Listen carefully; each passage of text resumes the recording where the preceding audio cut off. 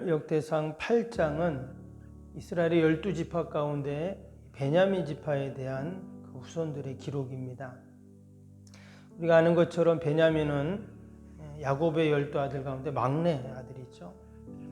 그래서 누구보다 부모님의 그 야곱의 사랑을 많이 받았던 그러한 사람입니다. 야곱이 사랑했던 아내가 라헬인데 그 라헬이 이 베냐민을 낳다 죽게 됩니다. 때문에 아마 야곱은 베냐민을 볼 때마다 죽은 아내를 생각했겠죠.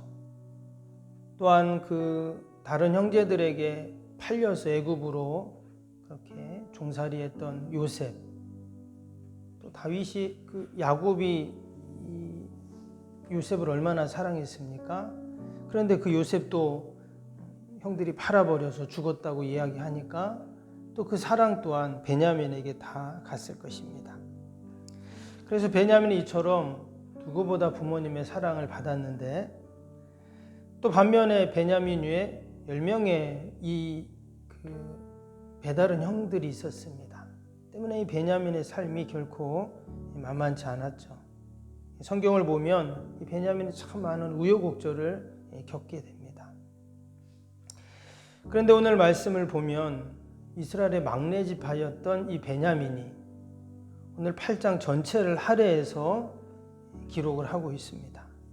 우리가 앞에 7장에서 보았듯이 여러 지파들이 있었지만 어떤 지파는 단지 한 줄밖에 기록이 안 되어 있는데 오늘 이 베냐민 지파는 마치 그 이스라엘의 장자 지파 같은 그 루벤 아니 유다 지파처럼 어깨를 나란히 하는 그러한 이스라엘의 선두 지파 세월에 서게 됐다 하는 것입니다. 과연 베냐민 지파가 어떻게 살았는가? 오늘 말씀을 통해서 우리가 다시 한번 생각을 해보면 오늘 1절을 보면 이렇게 시작이 됩니다. 베냐민이 낳은 자는 맏아들 벨라와 둘째 이스벨과 셋째 아하라와 이렇게 됐습니다. 여기 보면 베냐민이 낳은 자는 이러면서 이제 시작이 되고 있어요. 사실 밑으로 쭉 읽어보면 구체적인 내용은 없고 이름만 쭉 기록을 하고 있죠. 40절 마지막 절까지 보면 수많은 자손들에 대한 기록이 지금 쭉 나오고 있습니다. 그런데 상당히 많은 지금 자녀들이 이름이 기록이 되고 있어요. 그래서 다른 말로 하면 이 베냐민이 그의 자녀손들을 그러니까 그의 후손들이 계속 자녀를 낳고 또 자녀를 낳고 자녀를 낳았다. 이 말은 뭐냐면 그들이 자신들의 삶에 최선을 다했다 하는 것을 이야기하는 것입니다. 그 자녀들이 대가 끊기지 않고 이 지파가 사라지지 않고 계속 자녀를 낳으면서 자신의 지파를 유지해 간 것이죠. 더 나아가서 자신들이 처한 곳에서 그들은 나름대로 열심히 살았고 또 주어진 삶의 터전을 지켜가고 세워갔다 하는 것을 알 수가 있습니다. 이것을 우리가 영적으로 신앙적으로 이야기한다면 하나님이 자신들에게 맡겨주신 사명, 그 자리를 늘 지켜갔다 이런 말이에요. 오늘 6절을 보시면 6절에 이런 말씀, 거기 보면 에훗이라는 사람이 나옵니다. 그래서 에훗의 아들들은 이러하니라 하면서 쭉 나오는데 에훗이 누군지 구체적으로 나오지 않지만 쭉 연대를 따져보면 이 에훗이 누구냐면 우리가 사사시대에 보면 운니엘이 나오죠. 그리고 운니엘 다음으로 두 번째 사사가 에훗입니다. 그래서 그 에훗은 왼손잡이였는데 사사기 보면 나오죠. 18년 동안 이스라엘을 괴롭혔던 그 모압왕 에글론을 물리치고 나라를 평안하게 했던 그 사사입니다. 뿐만 아니라 구체적으로 설명되어 있지 않지만 17절부터 27절, 28절까지에 보면 거기에 여러 자손들의 이름이 나오는데 이 사람들이 누구냐면 바벨론 포로 간 이후에 다시 이스라엘로 이제 돌아온 그런 자손들의 이름입니다. 근데 오늘 28절 한번 보시면 거기 뭐라고 나왔냐면 그들은 다 가문의 우두머리이며 그들의 족보의 우두머리로서 예루살렘에 거주하였더라 했습니다. 그들이 고국으로 돌아온 다음에 예루살렘에 거주했다 이렇게 지금 말하는 거죠. 원래 이 베냐민 지파는 처음에 가나안 땅을 분배받을 때 가나안 중부 지방을 분배받게 됩니다. 그 중부 지역이 바로 예루살렘이죠. 기브온 그 땅을 이제 이야기합니다. 근데 남왕국이 바벨론에게 이제 멸망을 했어요. 그래서 다 흩어지고 또 많은 사람들이 바벨론으로 포로로 끌려갔습니다. 근데 그들이 다시금 70년 포로 생활 끝나고 돌아왔을 때 다른 데로 가지 않고 하나님이 자신들에게 허락하셨던 그 땅 바로 예루살렘으로 돌아와서 머물렀다 하는 것입니다. 포로에서 돌아온 많은 사람들이 있었지만 그들의 대부분은 누구였냐면 유다 지파였어요. 그리고 또 베냐민 지파였습니다. 때문에 그들이 다시금 고국으로 돌아와서 이스라엘을 세우고 나라를 세우는데 큰 일조를 담당을 하죠. 이처럼 이 베냐민 지파는 이스라엘의 막내 지파였지만 어느 지파보다 부족하고 연약함이 많았지만 늘 그들은 자신들에게 맡겨주신 그 자리를 최선을 다해서 지켜나갔다 하는 것을 알 수가 있습니다. 이것이 바로 하나님이 베냐민 지파를 사랑하시고 그들에게 복을 주셨던 그러한 이유입니다.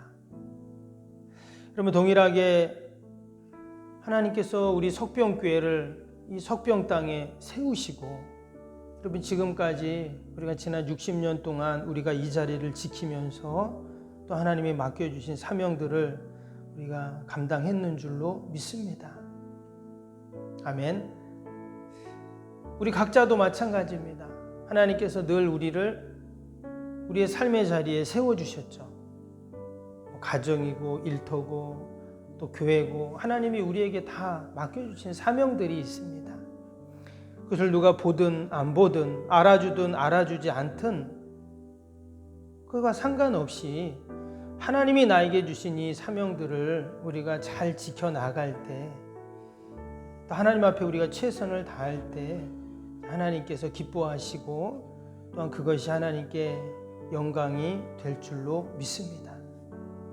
아마 이 베냐민 지파가 나는 막내인데 난 특별한 것도 없는데 나 살기도 바쁜데 만약에 그렇게 아니라는 생각을 가지고 있었다면 말 그대로 베냐민 지파는 이스라엘의 그냥 막내 꼴찌 지파로 그냥 끝났을 것입니다. 그러나 그들이 포로기 이후 다시 이스라엘 땅에 돌아와서 나라를 재건하는 일에 누구보다 그들은 앞장섭니다. 흩어지지 않고 또 자신의 삶도 바쁘지만 그들은 하나님 나라 그 옛날 이스라엘의 영광을 회복하는 일, 건설하는 일에 그들이 헌신을 다하게 되죠. 하나님께서는 그들의 헌신과 수고를 결코 외면하지 않으십니다. 그래서 놀라운 번영으로 하나님이 다 갚아주시죠. 이것이 바로 오늘 베냐민 지파의 그 족보 계보를 통해서 우리가 알게 됩니다. 저와 여러분이 늘 하나님께서 맡겨주신 귀한 사명과 직분 또 우리 삶의 자리들을 믿음으로 우리가 잘 지켜나갈 수 있기를 바랍니다. 두 번째로 이 베냐민 지파는 오늘 밑에 33절 한번 보겠습니다. 그건 읽진 않았었는데 33절에 보면 이런 말씀이 나오죠.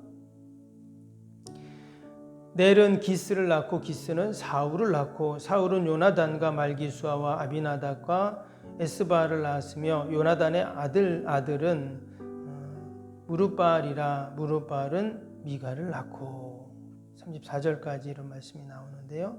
여기에 보면 누가 나왔습니까? 기스는 사울을 낳고 이랬죠. 바로 우리가 잘 아는 사울 왕입니다. 사무엘상에 보면 사무엘 선지자가 이 기스의 아들 사울을 찾아가죠. 그래서 그에게 기름을 붓고 이스라엘의 초대 왕으로 그를 세우게 됩니다. 근데 그때 이런 말을 합니다. 사무엘상 9장 21절에 보면 제가 한번 읽겠습니다. 사울이 대답하여 이르되 나는 이스라엘 지파의 가장 작은 지파 베냐민 사람이 아니니까. 사울이 한 말이에요.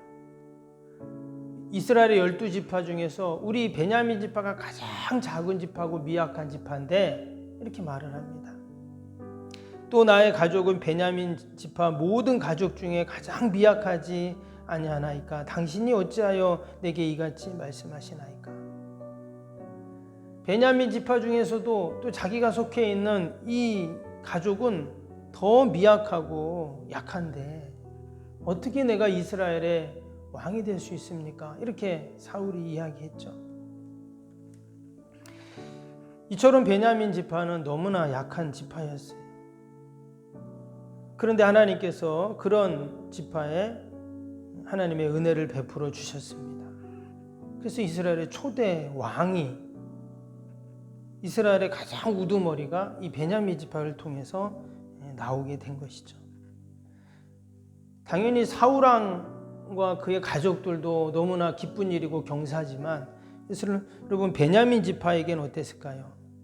베냐민 지파에는 어마어마한 경사죠. 여러분 사울이 왕이 되면 이제 베냐민 지파는 어떻게 될까요? 당연히 팔이 안으로 굽는다고 이스라엘의 모든 그 권력을 베냐민 지파가 다 갖는 겁니다. 왜? 왕이 다 세울 수 있으니까 모든 그 신하들 또 권력을 베냐민 지파들이 다 나누어 갖게 되는 것이죠. 하나님이 그런 은혜를 베풀어 주신 것입니다. 그런데 사울은 그 하나님의 은혜를 잊고 또 하나님의 뜻을 대적하는 그런 왕이 되죠. 그래서 결국 그 베냐민 지파는 완전히 사라지는 사라질 것 같은 그러한 때가 있었습니다.